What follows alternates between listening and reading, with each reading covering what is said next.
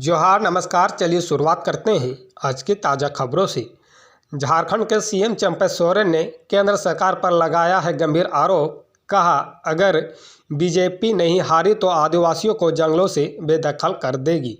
जी हां, बता दें कि झारखंड के मुख्यमंत्री चंपै सोरेन ने 2 मार्च को आरोप लगाया है कि अगर बीजेपी आगामी लोकसभा चुनाव में नहीं हारी तो वह आदिवासियों की जमीन लूट लेगी और उन्हें जंगलों से बेदखल कर देगी। उन्होंने कहा कि बीजेपी की सरकार ने आदिवासी अधिकारों की रक्षा करने वाले विभिन्न कानूनों में संशोधन करने का प्रयास किया है, लेकिन राज्य में गठबंधन सरकार ऐसे प्रयासों का विरोध करेगी। मुख्यमंत्री ने कहा कि भाजपा सरकार ने वन अधिकार अधिनियम में संशोधन किया है, जिसके तहत ग्राम सभा की शक्ति छीन ली गई है। इसी तरह कोयला धारक क्षेत्र अधिनियम और छोटा नागपुर में भी संशोधन करने का प्रयास किया जा रहा है। केंद्र सरकार ने संशोधनों के माध्यम से रणनीतिक रूप से आदिवासियों को जंगल, कोयला वाले क्षेत्रों और अन्य स्थानों से बाहर निकालने की योजना बनाई है। अगर आगामी लोकसभा चुनाव में भाजपा नहीं हारी तो आदिवासियों को उनकी जमीन से बेदखल कर दिया जाएगा।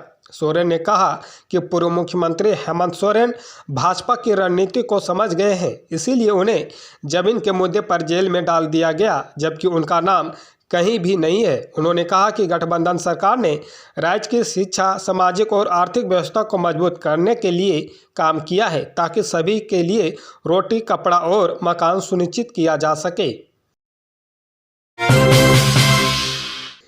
झारखंड में बीजेपी ने 2 सिटिंग सांसदों के टिकट काटे। कांग्रेस से आई गीता कोड़ा को बनाया उम्मीदवार। जी हां, बता दें कि भाजपा ने आज लोकसभा चुनाव के लिए 195 प्रत्याशियों की पहली सूची जारी कर दी है, जिसमें भाजपा ने झारखंड की कुल 14 सीटों में से 11 के लिए उम्मीदवारों के नाम का ऐलान किया है। हालांकि पार्टी ने ज़्यादातर पुराने चेहरों पर भरोसा जताया है, लेकिन 2 सिटिंग सांसदों का पत्ता साफ कर दिया गया है। हजारीबाग से पूर्व केंद्रीय मंत्री जयंत सिन्हा का टिकट कटा है। हालांकि उम्मीदवारों की सूची जारी होने से पहले ही जयंत सिन्हा ने भाजपा आलाकमान को पत्र लिखकर राजनीति को अलविदा कहने का ऐलान किया था। उसी समय ये साफ हो गया था कि उन्हें टिकट नहीं मिलने जा रहा है।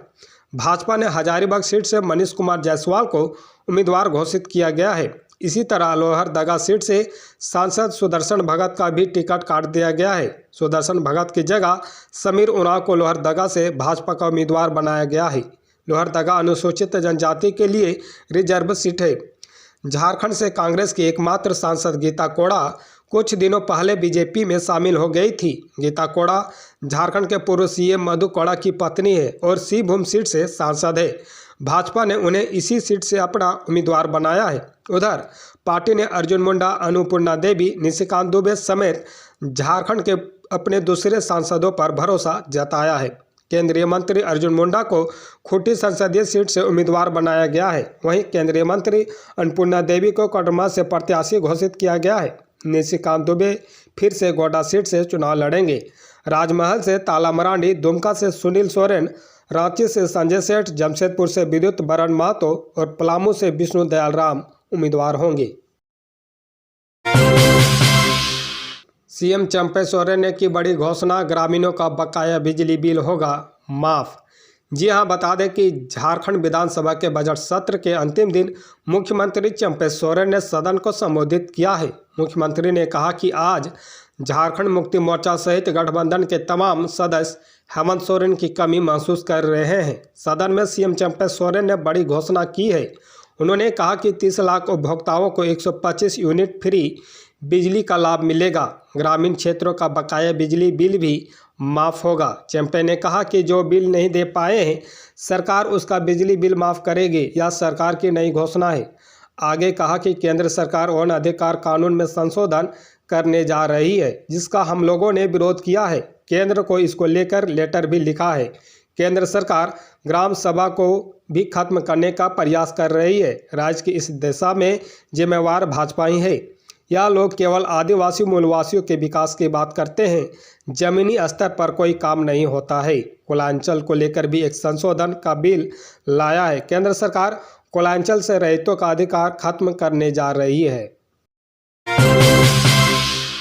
झारखंड सरकार ने सदन में कहा, जेएसएससी प्रश्न पत्र लीक मामले में नहीं बख्शे जाएंगे दोषी। जी हां, बता दें कि विधानसभा के बजट सत्र के अंतिम दिन शनिवार को संसदीय कार्य मंत्री आलमगीर आलम ने कहा कि जेएसएससी प्रश्न पत्र लीक मामले में किसी भी दोषी को बख्शा नहीं जाएगा। फिलहाल सरकार की ओर से इस मामले की जांच एसआईटी की ओर से की जा रही है। इस मामले में कई लोगों की गिरफ्तारी हुई है। जांच में कोई हल नहीं निकला तो आगे की कार्रवाई की जाएगी। श्री आलम आजसू विधायक सुदेश महतो के गैर सरकारी संकल्प पर सरकार को जवाब दे रहे थे। सुदेश महतो की ओर से गैर सरकारी संकल्प रखते हुए लंबोदर महतो ने इस मामले की सीबीआई जांच कराने का आग्रह किया है। कहा कि सरकार की ओर से गठित एसआईटी पर्याप्त नहीं है। सरकार की ओर से सिर्फ छोटी मछली पर कार्रवाई की जा रही है, बड़ी मछली को बचाया जा रहा है। ब्लैक लिस्टेड कंपनी को परीक्षा आयोजित करने का जिम्मा दिया गया। दूसरे राज्य में इस कंपनी के खिलाफ सीबीआई जांच चल रही है। सरकार के जवाब से संतुष्ट नहीं होने पर स्पीकर ने वोटिंग कराया, जिसमें सुदेश महतो का गैर सरकारी संकल्प अस्वीकृत हुआ। इसी प्रकार अंबा प्रसाद ने सरकार के जवाब से असंतुष्ट होने पर गैर सरकारी संकल्प वापस लेने से मना कर दिया। इसके बाद वोटिंग से इसका गैर सरकारी संकल्प अस्वीकृत हुआ। बाबूलाल मरांडी ने कहा कि स्पेनिश महिला के साथ गैंग रेप से धूमिल हुई झारखंड की प्रतिष्ठा। जी हां, बता दें कि भाजपा प्रदेश अध्यक्ष बाबूलाल मरांडी ने शनिवार को कहा कि झारखंड की ध्वस्त कानून व्यवस्था के फलस्वरूप दुमका जिले के हंसडीहा थाना क्षेत्र में हुई स्पेनिश महिला के साथ सामूहिक बलात्कार की घटना ने राज्य की प्रतिष्ठा को अंतर्राष्ट्रीय पटल पर भी धूमिल कर दिया है। मरांडी ने कहा कि पीड़ित महिला के साथ पुलिस अधिकारियों ने भी जिस तरह का व्यवहार किया वह अमानवीय है। मुख्यमंत्री से हमारी मांग है कि दोषियों को ऐसी कठोर सजा दे जो एक नाजिर बन जाए। साथ ही गड़बड़ी करने वाले थाने से लेकर जिले तक के छोटे बड़े पुलिस अधिकारियों को तत्काल प्रभाव से निलंबित करे। मरांडी ने कहा कि जेएमएम कांग्रेस की निकम्मी सरकार को 3.5 करोड़ झारखंड वासियों की मान प्रतिष्ठा से कोई मतलब नहीं है। इन्हें बस लूटपाट एवं अपने परिवार की तिजोरियों को भरने से मतलब है।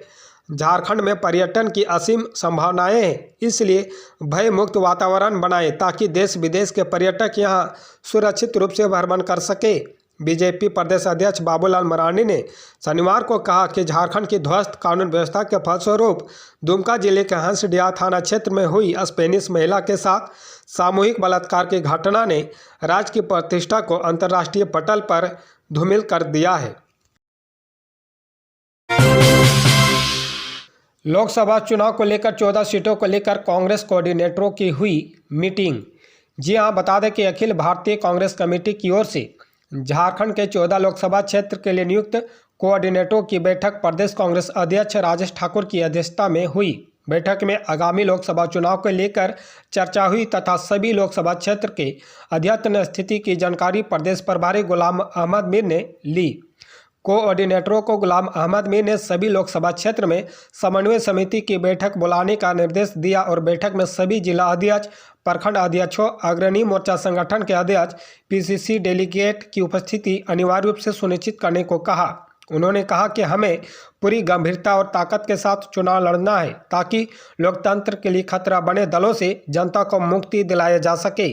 उन्होंने कहा कि सभी लोकसभा क्षेत्र में सामाजिक, आर्थिक, जातिगत और अन्य सभी पहलुओं का विस्तार रूप से मूल्यांकन जल्द से जल्द करना होगा और उसी के अनुरूप अपनी चुनावी तैयारी को मूर्त रूप देना होगा। इसके साथ ही हमें झारखंड की वर्तमान महागठबंधन सरकार के जरिए की गई विकास योजनाओं के बारे में भी जनता को बताना होगा। संविदाओं में होने वाले विवादों के निपटारा के लिए बनाया जाएगा न्यायाधिकरण। जी हां, बता दें झारखंड सरकार के सभी विभागों के कार्य संविदाओं में होने वाले विवादों के निपटारे के लिए राज्य सरकार न्यायाधिकरण का गठन करने जा रही है। इसके गठन हो जाने से कार्य संविदाओं के अधीन संविधायकों तथा संबंधित विभाग या निगम के बीच उत्पन्न विवादों का त्वरित समाधान हो सकेगा। इसके लिए झारखंड लोक कार्य संविदा विवाद मध्यस्थम न्यायाधिकरण विधेयक 2024 बनाया गया है। जल्द ही न्यायाधिकरण के अध्यक्ष सहित सदस्यों का चयन किया जाएगा। इसके बाद न्यायाधिकरण को अस्तित्व में लाकर विवादों के निपटारे पर काम होगा। राज्य सरकार ने यह महसूस किया था कि राज्य सरकार सरकारी कंपनियां व स्थानीय निकायों को बड़ी संख्या में विकास एवं अन्य परियोजनाओं के क्रियान्वयन की जरूरत होती है। ऐसे परियोजनाओं के निपटारा का कार्य दूसरे पक्षों को सौंपा जाता है। अक्सर संविदा के पक्षकारों के बीच विवाद भी उत्पन्न होते हैं। इन विवादों का त्वरित समाधान करना आवश्यक होता है। ऐसे में न्यायाधिकरण के गठन का निर्णय लिया गया है।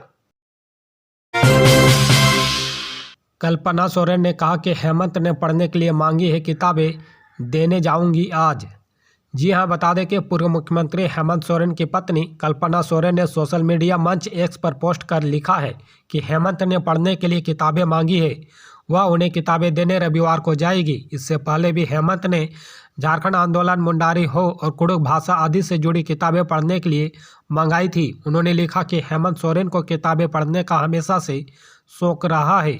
वह घर में अपनी किताबों को बहुत प्रेम से संजो कर रखते हैं। अन्य किताबों के साथ साथ झारखंड और झारखंड आंदोलन से जुड़ी किताबें वह हमेशा विशेष रुचि लेकर पढ़ते रहे हैं। राज्य के बागडोर संभालने के बाद उन्होंने उनसे मिलने वाले सभी लोगों से बुक देने की अपील की थी, जिसके परिणाम स्वरूप पिछले 4 वर्षों में उन्हें हजारों किताबें मिली है।